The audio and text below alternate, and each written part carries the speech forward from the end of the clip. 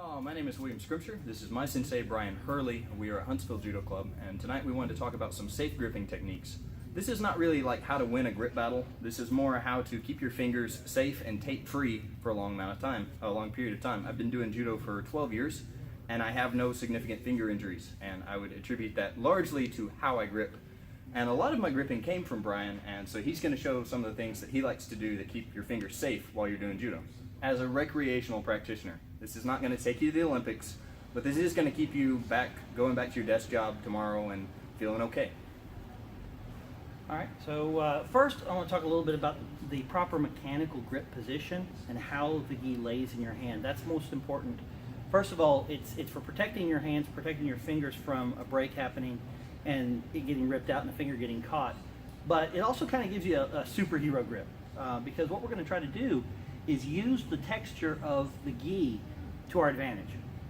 Because I can use the texture of the gi to create friction, my grip becomes much stronger without having to lay out any extra strength in my forearm here. And then that of course means if I'm not vice gripping, then I can release quickly. And the quick release is what you're going for in order to protect your hands.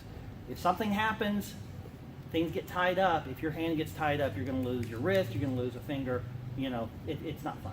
So the proper mechanical position for gripping, and this is whether I'm gripping on the top, whether I'm gripping on the bottom, what I want to do is create an angle that runs across from the base of my pinky to the top knuckle of my index finger.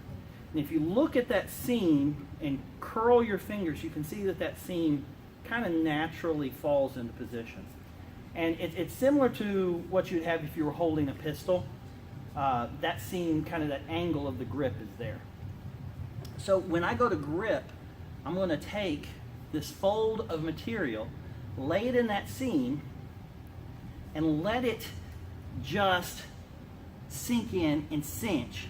And as I pull, you can see my hand's open. I'm not using any strength whatsoever in my hand. My thumb is out here doing nothing, yet I can hold on. He can pull on this, and he's going to pull my body long before he actually pulls the grip out. All right? But if I want to release, pull, instantaneous.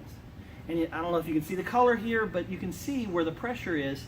It's right along this line, and you can see the material putting like marks in my hand here, but those are safe marks because what's happening is each finger is reinforcing the next. You never want to have an isolated finger when you're trying to get a grip. You want every finger reinforcing. If you get in positions where you've got something like this, that's a recipe for disaster. That pull-out's not going to be fun if it happens to catch me at the wrong moment. So proper mechanical, lay it in there, and then you've got the nice place for a grip. It's not coming off. And this is whether you're on the top, the side, or the bottom. I just do a little fold, make a little crease, and lay that in. And you'll find that as you're grip fighting in randori, it's not difficult to get this. You might not get it the first time, but after a couple pulls, it'll just naturally fall in. So when I grip, I can make a crease with the grip, run it along that line from the back position of the pinky to the front of the other knuckle. From the back of the pinky to the first knuckle of the index finger. Boom. And now that is a strong grip. Okay? Same. So whether you're on the bottom, you've got it. Side, you've got it. Top, you've got it. It's all about making that crease and putting that crease along this line here. Right?